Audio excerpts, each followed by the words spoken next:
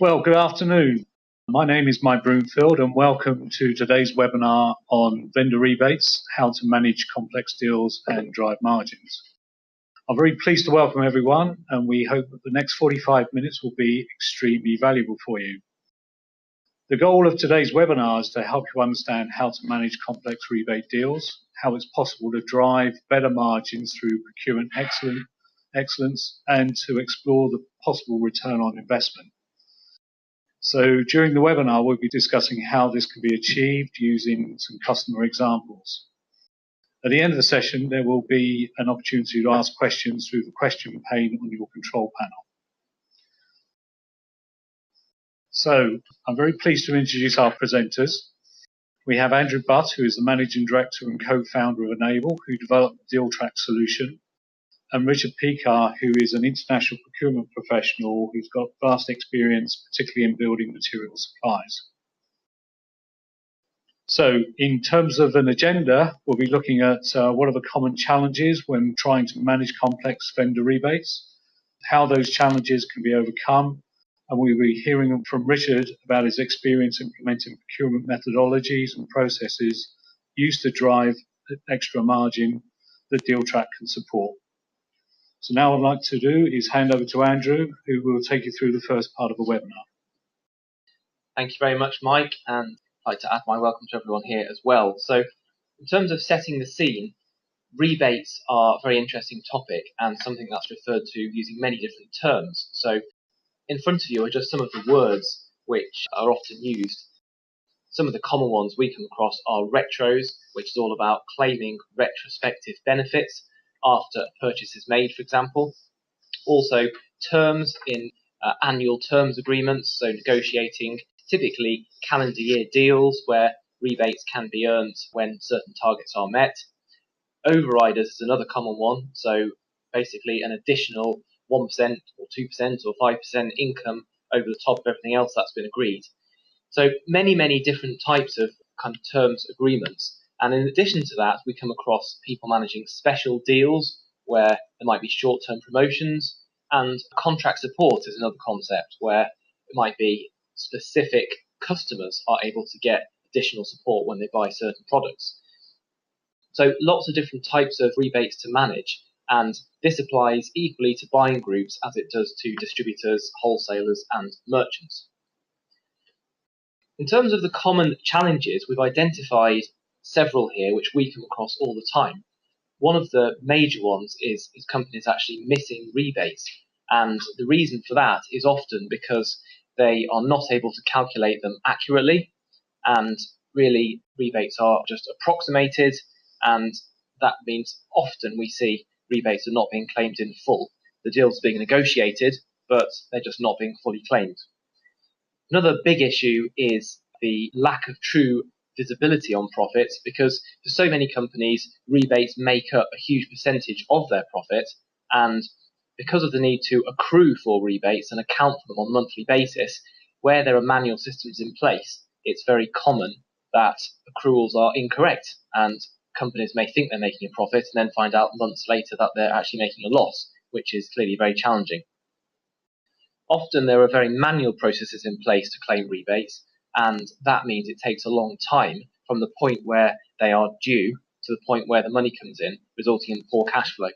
And it literally can take a number of months for the cash to materialize.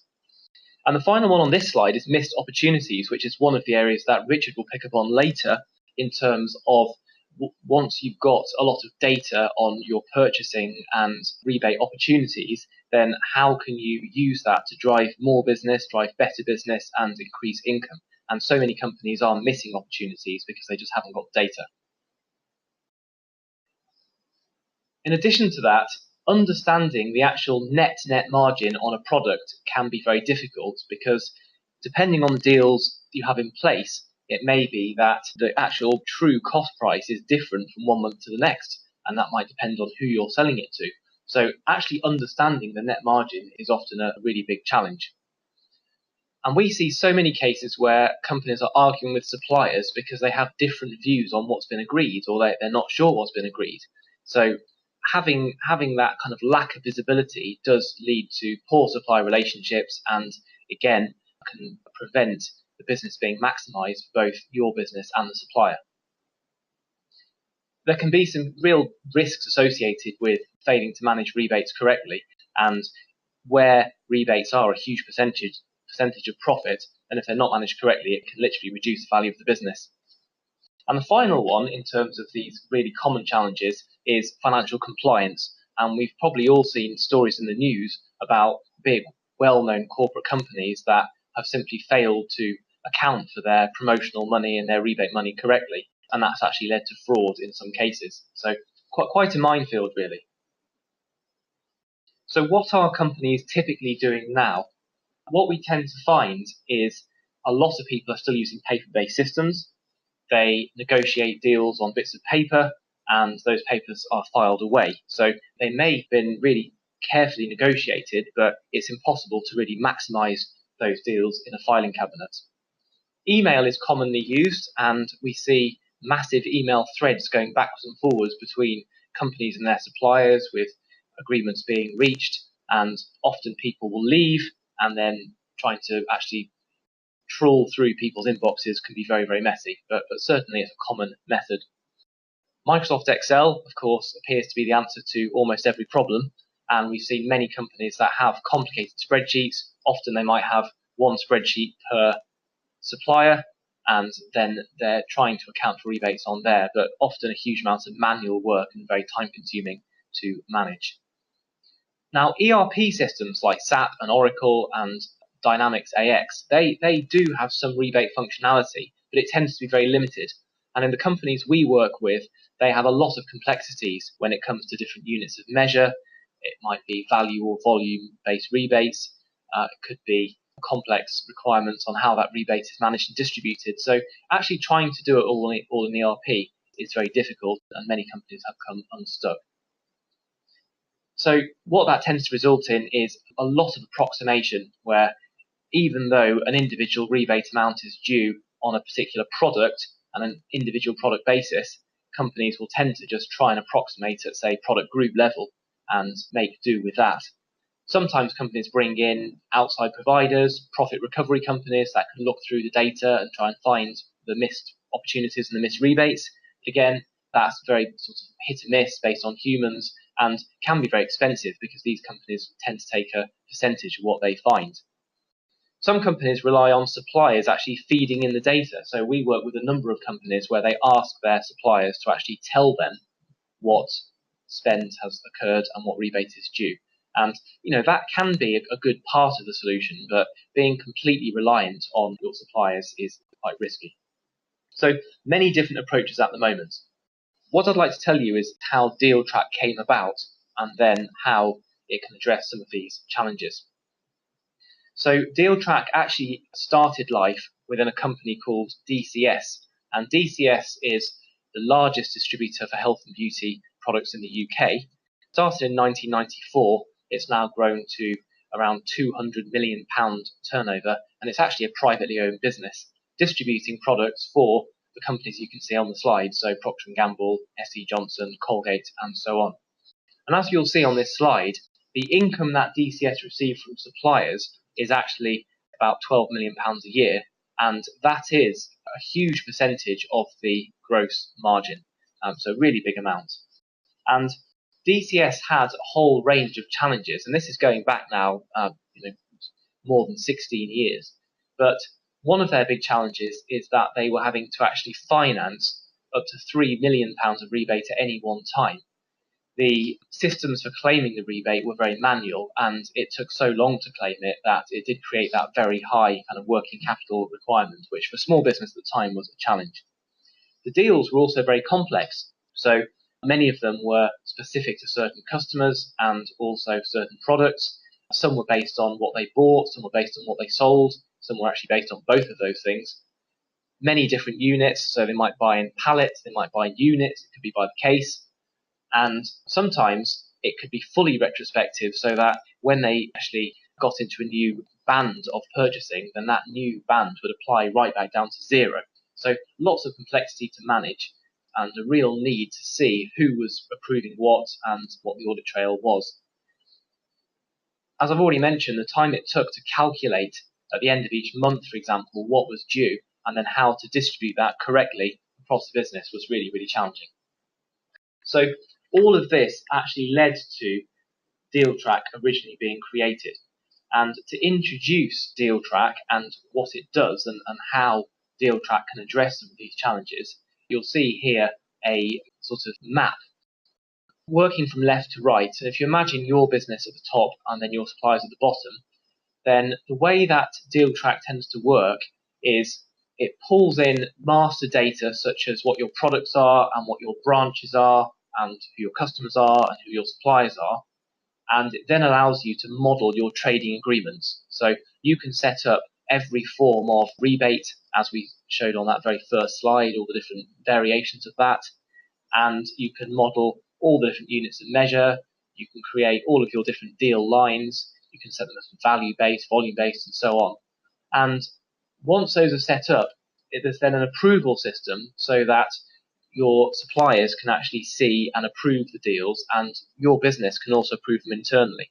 And that creates one view of the truth, one contract which everyone sees. Now, where the real value begins is that DealTrack then brings in turnover information.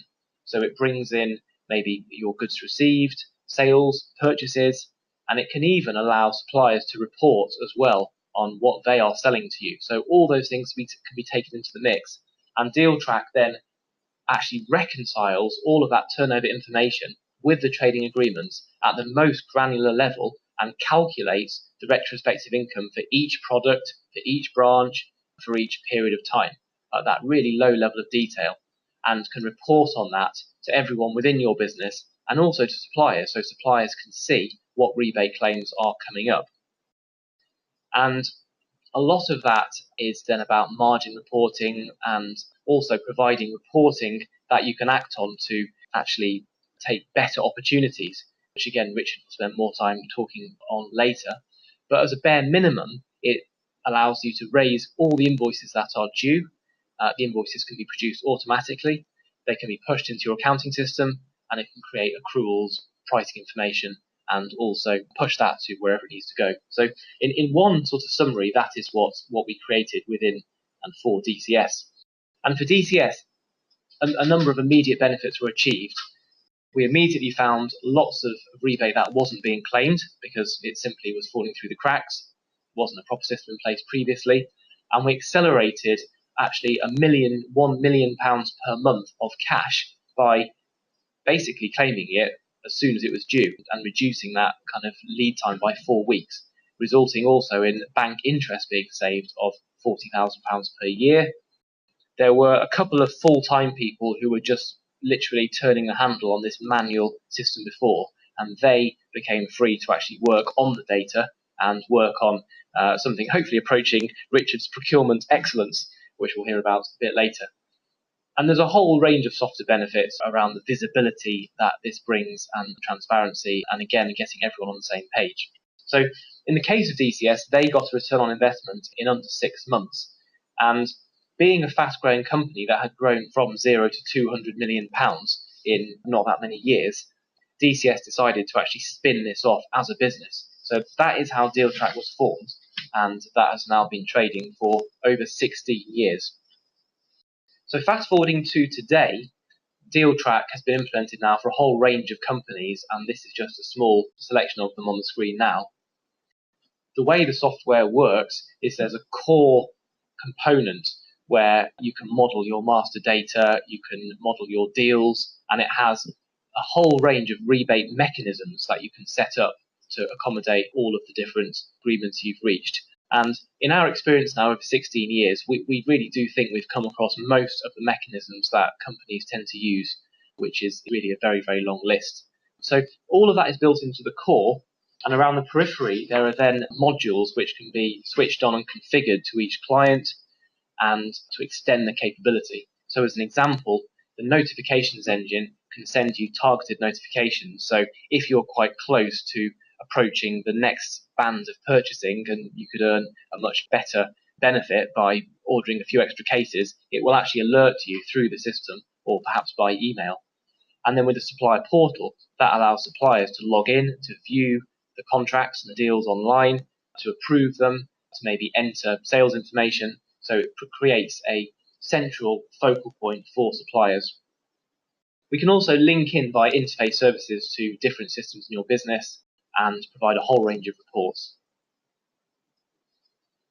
So the system will interface with many of the leading packages on the market today.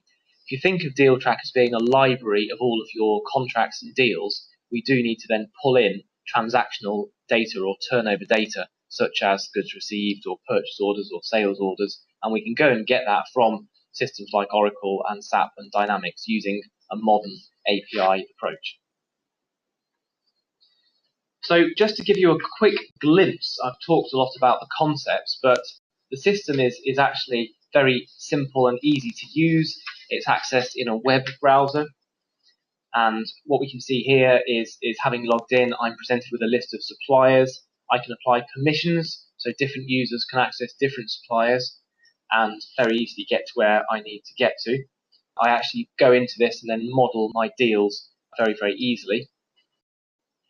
There's a whole workflow component which gives you an inbox, so you can see, each user can see what they need to do, and if something's being approved, the system will forward it to the relevant people for approval and maintain an audit trail of exactly who was signed off and when.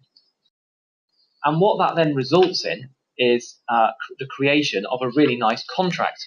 So many companies we find are creating contracts in Word documents and doing it all by hand, but DealTrack will actually generate a contract for you and produce that as a PDF based on the information that you've entered.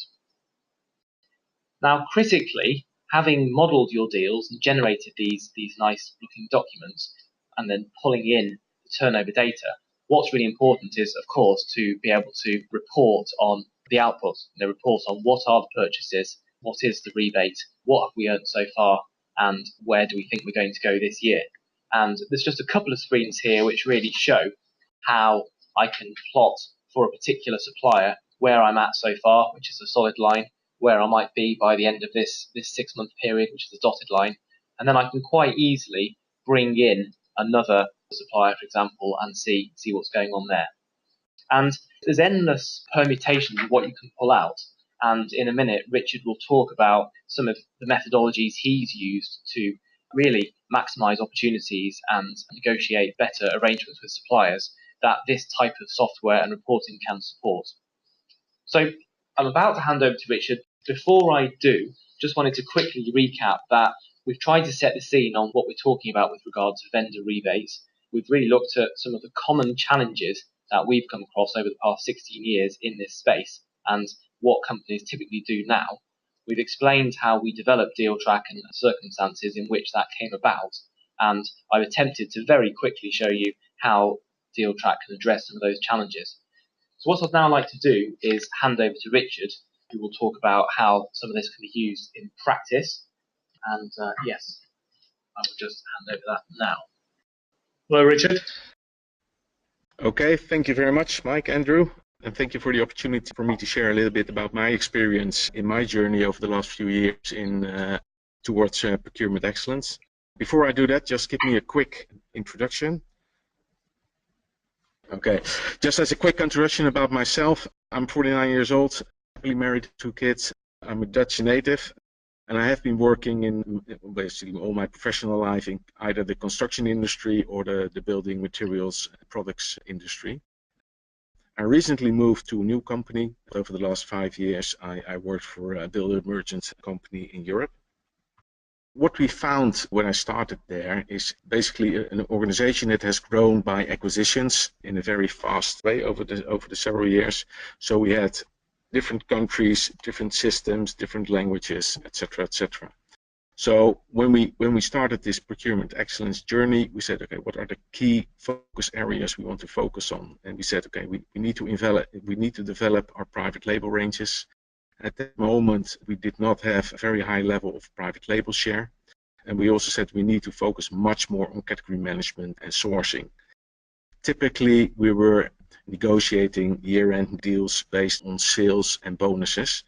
And well, we really want to uplift our category management and also included assortment decisions and a much more advanced way of negotiating with our suppliers. And I will explain a little bit more about that, what we call fact-based sourcing later on in this presentation.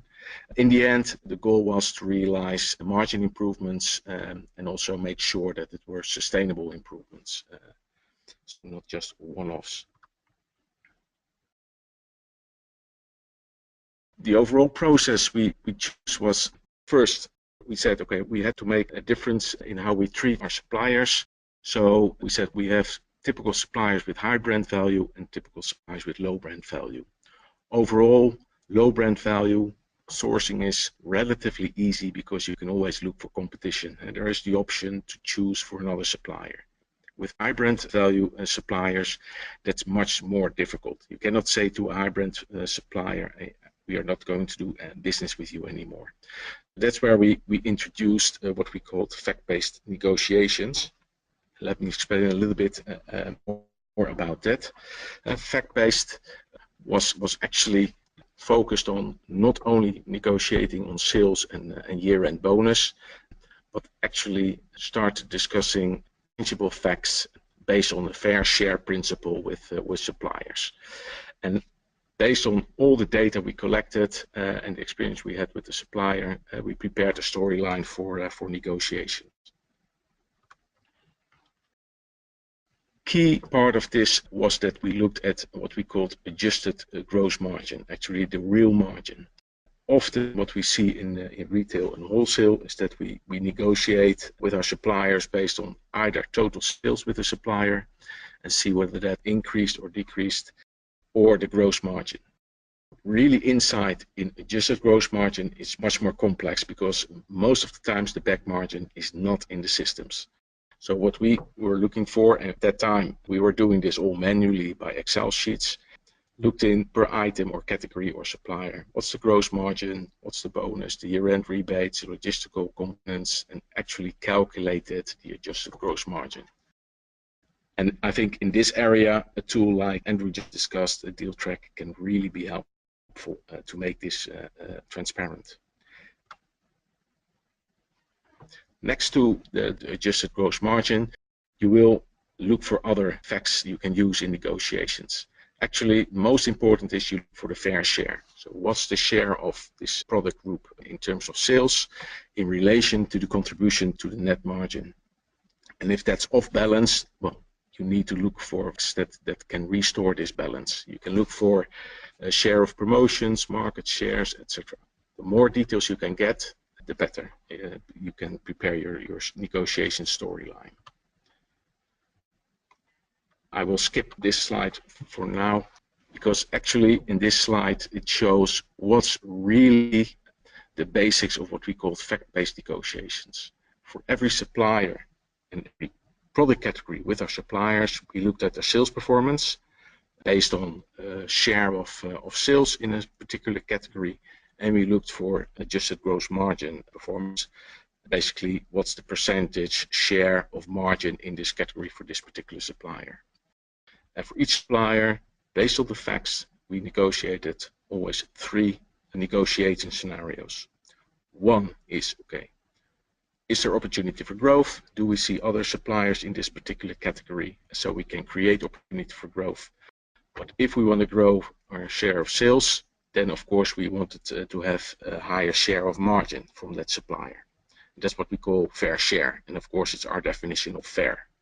And if you want to invest in this supplier, you can do additional promotions, additional stock, additional assortment. You can do a lot of things together with this supplier to grow your share of sales and share of margin. And it's very critical that you, of course, if you want to do more sales, then we want to have a higher share of the margin too.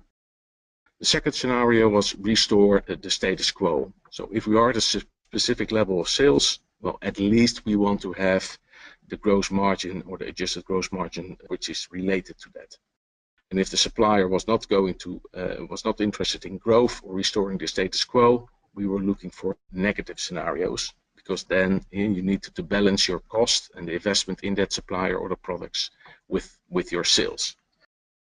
This it doesn't look like rocket science, but it is very critical to find the real gross margin, so include the back margin. And I think that's where a tool like DealTrack comes in place very good, especially if you are in a very decentralized organization with multiple systems, because you don't have this information available on a central level.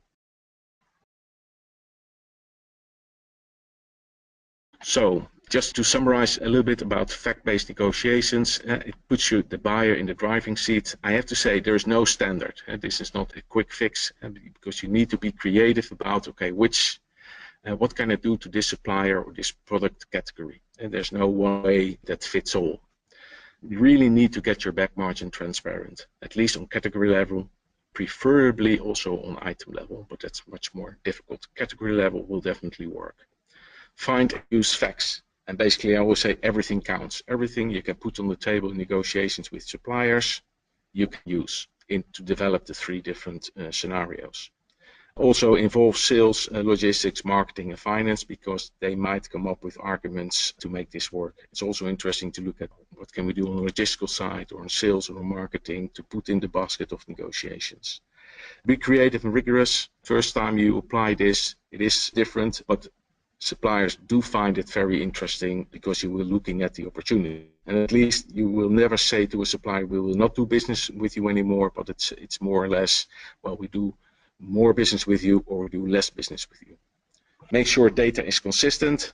It's not really necessary to be 100% accurate, but at least it needs to be consistent. So if you say a figure is 100 in one meeting with the supplier, it better is 100 at the next meeting, because otherwise you lose the trust of the supplier. And that's what we really find with our category managers. You need to develop and use the analytical skills of your category management team, because this is a new way of negotiating. This is not just doing year-end deals. This is a continuous way of dealing with suppliers. So that is on a very high level fact-based negotiations. And I do think tools like DealTrack can add to these kind of negotiations approaches. Okay, Richard, thank you very much for that. Okay, Andrew?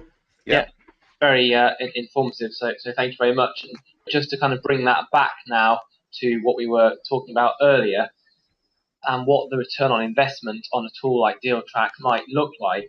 What I kind of spoke about earlier on was the first line which says find rebate not claimed. So we're finding that often we're finding between say 2 and 5% as a minimum of rebate that have been negotiated and agreed and then filed away and were simply not being claimed because there were not tools in place to claim it accurately. So that's a big part of return on investment.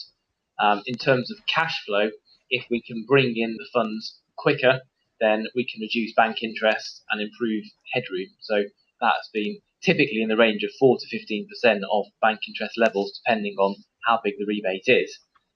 We can free up people and take them from being kind of administrators on the system to actually using the data that the system is showing to make better decisions.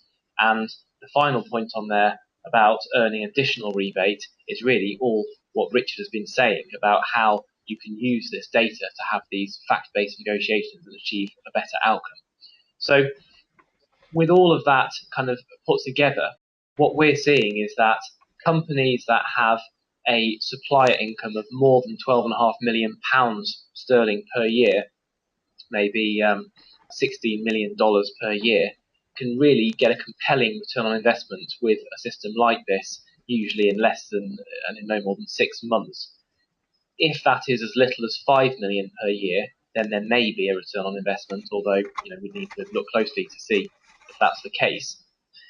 And as a very sort of rough guide of the additional kind of supplier income which you could generate, about 0.25% of that additional is the cost of the system. So just to put it in perspective, really, that those are the sorts of numbers, and we are typically looking at that kind of 6-month ROI. The numbers I've stated are also quite cautious, and though of course I can't really give names away on this webinar, that we did recently have a client that identified a substantial amount of rebate through the system. So I think what we're keen to do is, I know we're going to move on to questions in a minute, But where there is an interest in this, and if you feel that there may be a fit, then we would be keen to talk and assess that. We've got one of our colleagues, Hugh, on the call with us today, and he'd be very keen to assess where there might be a fit and look at what the financial impact actually could be in individual cases. Brilliant. Thank you, Andrew. Thank you, Richard. We've had a couple of questions come in. First of all, there was a question about what is waterfalls and strings?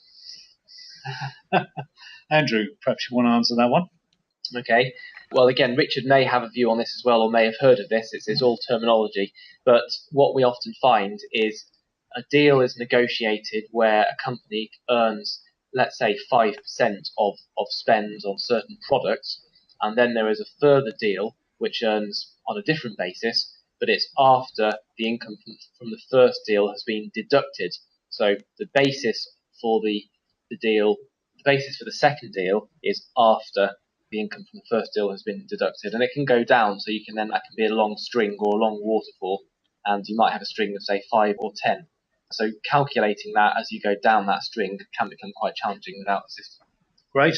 Okay. Thank you. Richard, just a quick question. How does the software like DealTrack support the processes you've outlined in your presentation? I think for me, and that's why I was interested in the DealTrack tool, is that it really makes the back margin transparent. And so basically all types of deals can be put in the system, and in the end, the overall back margin is calculated. And this information you can use together with the information from your ERP systems or whatever other system to really calculate your adjusted gross margin. So for me, the interesting thing is the back margin. And what I find interesting about the DealTrack system is that a lot of these systems limit the way you make deals. With DealTrack, there is a lot of creativity, and you can there's endless times of deals you can put in the system. So you're not limited in your negotiations with suppliers to make any type of deal. And I think that's a very strong point of DealTrack. Great. Okay. We've had another question come in. Is DealTrack an on-premise or cloud installation or both? Okay. It's more often than not, it's a cloud solution that is in the vast majority of our clients. So that, I think, is the short answer. Okay, great. Another question that comes up quite often is DealTrack appears to be focused on rebates coming in, but could it also be used for rebates to pay out to customers? Yeah, definitely. I mean, as you say, Mike, the title of this webinar is vendor rebates, but we also have a number of clients that pay out rebates to customers, and the tool just works in reverse to make sure that the correct monies are being paid out and not being overpaid, and to track all of that. We do also have some clients that have both purchase rebate and customer rebate, so that is an extra complexity, but certainly something we've come across and worked with. Great. Okay. There doesn't appear to be any more questions coming through. Just to advise everyone that we are recording this webinar, so at the end of the session we will be packaging it up and sending it through to everyone. If there's no further questions, then it just leaves me to thank Andrew and Richard for their time today, and I hope you got some great value out of the webinar. Okay, thanks, Thank Mike. you very much. Okay, thank you very much, gentlemen. Thank you.